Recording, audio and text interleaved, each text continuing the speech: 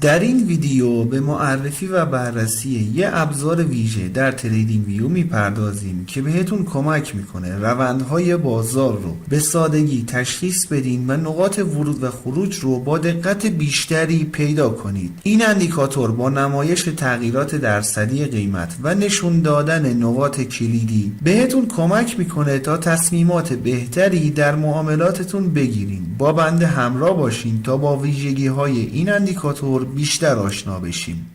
دوستان عزیز سلام، من علیرضا هستم و به کانال خودتون، کانال گلدن تریدینگ سیستم خیلی خوش اومدین. خیلی خوشحالم که با یه ویدیوی دیگه میتونم در خدمتتون باشم. اندیکاتوری که در تصویر مشاهده میکنید ابزار قدرتمندی برای شناسایی روند هست که به معامله‌گران این امکان رو میده تغییرات درصدی قیمت رو از نقاط ورود به صورت لحظه‌ای دنبال کنن. این اندیکاتور با استفاده از فیلتر التیمیت اسموتر جهت روند رو شناسایی کرده و همچنین با محاسبه و نمایش درصد تغییرات قیمت در طول روندها به معامله‌گران در ارزیابی قدرت و پایداری روند کمک میکنه. اصلی ترین جزء اندیکاتور این خطوطی هست که بهش اسموتد لاین گفته میشه و با رنگ‌های قرمز و آبی نمایش داده میشن. این خط دوستان روند بازار رو بر اساس فیلتر التیمیت اسموتر شناسایی میکنه. حالا اگه اسموتد لاین به اندازه یه تعداد کندل خاص که در قسمت تنظیمات اندیکاتور قابل تنظیم هست به سمت بالا حرکتی رو انجام بده، این خط به رنگ آبی نمایش داده میشه و بیانگر روند صعودی هست. بالعکس اگه خط اسموتد لاین چندین بار به صورت متوالی به سمت پایین حرکتی رو انجام بده، این خط به رنگ قرمز نمایش داده میشه و بیانگر روند نزولی خواهد بود. حالا هنگام تغییر فاز روند از نزولی به صعودی یا حالا بالعکس، اندیکاتور میاد و یه سری فلش های آبی و قرمز رنگی رو بالا و پایین قیمت نمایش میده. همچنین عددی که در اینجور مواقع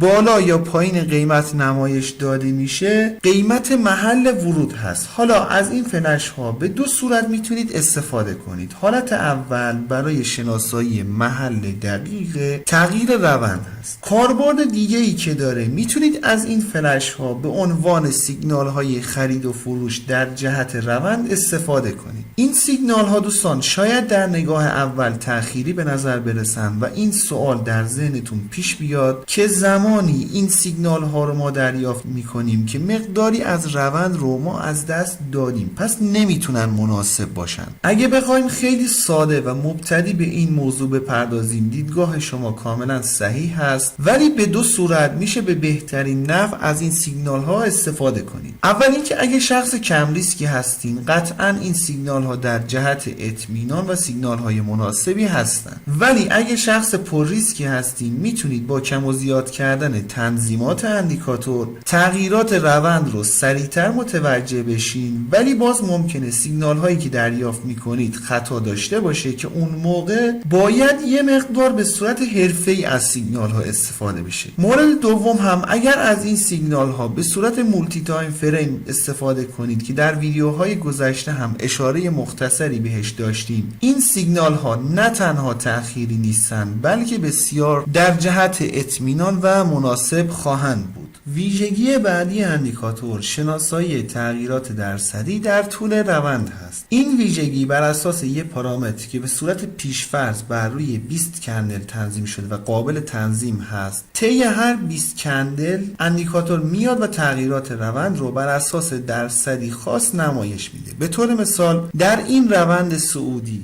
در نقطه شماره 1 به اندازه 17 صدم رشد رو داشتیم. در نقطه شماره 2 به اندازه 2.38 درصد رشد رو داشتیم. در روند نزولی بالعکس هست، یعنی در نقطه شماره 1 به میزان منفی 2.29 درصد ریزش یا همون تغییرات روند رو داشتیم، ولی در نقطه شماره 2 که قیمت یه مقدار بالاتر رفته، این تغییرات درصدی به میزان منفی 1.5 بوده. حالا اگه به فرض مثال در یک روند صعودی تغییرات روند کاهشی باشه، یعنی روند صعودی به فرض مثال در این کندل شروع شده، 20 کندل بعد روند افزایشی خاصی رو نداشته باشیم و کاهشی هم باشه که در این جور مواقع اندیکاتور میاد و تغییرات روند رو با رنگ نارنجی نمایش میده که نشون دهنده کاهش تغییرات درصدی در روند هست. بنابراین اگر این تغییرات درصدی در روند صعودی با رنگ سبز و مثبت نمایش داده بشه، همچنین در روند نزولی با رنگ قرمز نمایش داده بشن، نشون دهنده روند صعودی یا نزولی پرقدرت و مناسب هست. ولی اگه این تغییرات درصدی با رنگ نارنجی نمایش داده بشه، نشون میده روند ضعیف و کم قدرتی رو داریم. اینجور مواقع یا شاهد برگشت در روند خواهیم بود، چون روندی که داریم ضعیف هست. ولی اگه مثل این مثال مجدد قیمت در جهت روند قبلی حرکتش رو انجام بده، نشون میده که در یک حرکت اصلاحی قرار داشتیم و در ادامه میتونیم شاهد موج بعدی باشیم. یکی از راه‌های شناسایی حرکات اصلاحی بازار این مورد است که خدمتتون توضیح داده شد.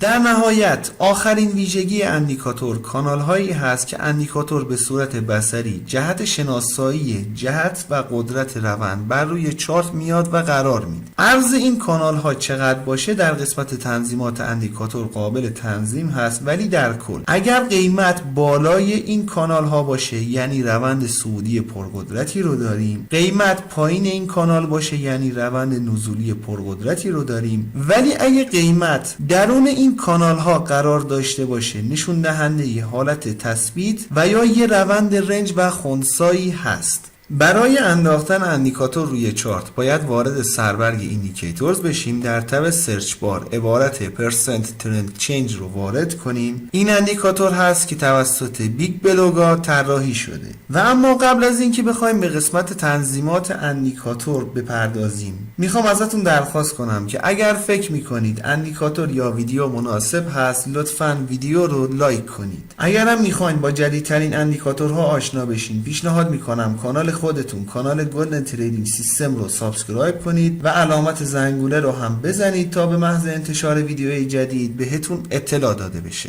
بسیار خوب، در قسمت اسموتر لنگت پریود فیلتر التیمیت اسموتر رو تنظیم میکنید که بر روی میزان واکنش پذیری اندیکاتور نسبت به نوسانات قیمت تاثیر میذاره. در قسمت رایزینگ اور فالینگ بارز تعداد کندل‌های صعودی یا نزولی که برای تشخیص روند بازار استفاده میشه رو مشخص میکنید. به صورت پیش‌فرض بر روی عدد 5 قرار داده شده، یعنی برای اینکه روند صعودی رو اندیکاتور تشخیص بده 5 کندل متوالی باید اسموتد لاین به سمت بالا حرکت داشته باشه تا روند صعودی شناسایی بشه. بالعکس برای اینکه روند نزولی رو اندیکاتور تشخیص بده 5 کندل متوالی باید اسموتد لاین به سمت پایین حرکت داشته باشه تا روند نزولی شناسایی بشه. این عدد رو دوستان با توجه به نمادی که کار میکنید، همچنین بر اساس این دیدگاه که بلند مدت کار میکنید یا کوتاه مدت، میتونید تعدادش رو افزایش یا کاهش بدین. در قسمت پرسنت پوینتس پریود تعیین میکنید که چند کندل باید بگذره تا یه برچسب تغییرات درصدی روند جدید ترسیم بشه. مقادیر کمتر برچسب‌های بیشتری رو نمایش میده، مقادیر بالاتر برچسب‌های کمتری رو بهتون نمایش میده. گزینه چنل بیت میاین و عرض کانال رو مشخص میکنید که چقدر باشه و قاعدتا عددی که در این قسمت مشخص میکنید برای تشخیص قدرت روند خیلی مهمه. ولی اگه نیازی به این کانال ها نداشتین، با غیر فعال کردن این گزینه کانال ها از روی چارت پاک میشن. انشالله که براتون مفید باشه. رو قله میبینم دوست من.